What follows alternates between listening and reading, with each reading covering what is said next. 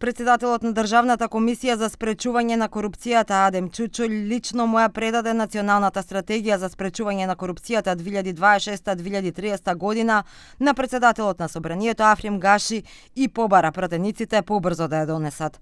Фокусот на антикорупционерите во наредните 5 години ќе биде врз јавните набавки и надзорот над спроведувањето на законите, како и врз секторите правосудство, транспорт и инфраструктурни проекти, просторно планирање, урбанистичко планирање и градежништво, здравство и секторот животна средина, енергетика и природни ресурси. Енергетика и природни ресурси и кој го заборев уште еден? И транспорт и инфраструктурни објекти.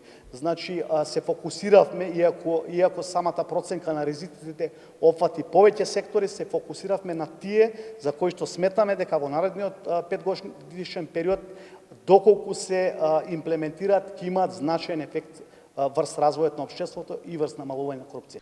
Председателот на Собранието Гаши кажа дека веднаш ќе ја достави до пратениците. Ќе ја доставам до пратениците и се надевам дека во најбрз можен рок тој согласно деловникот ќе биде на пленарна седница и ќе биде усвоена, како што кажа и председателот на Државната комисија. Се надеваме на имплементација која зависи од сите фактори во државата. Чучул очекува брзо да се донесат и измените на Законот за спречување на корупцијата и судир на интереси кои се во владина процедура, со што смета дека ќе се зајакне нивната улога и интегритет, а ќе се заострат и санкциите за функционерите кои не ја пријавуваат својата имотна состојба.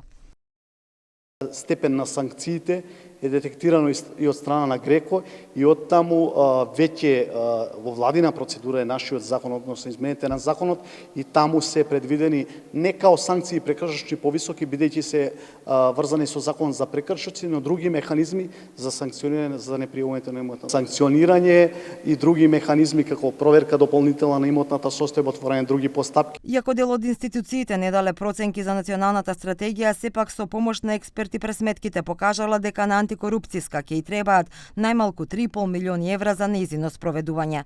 Според Чучул, тоа е многу ниско нешто што треба да даде државата во однос на тоа што може да добие со имплементација на националната стратегија.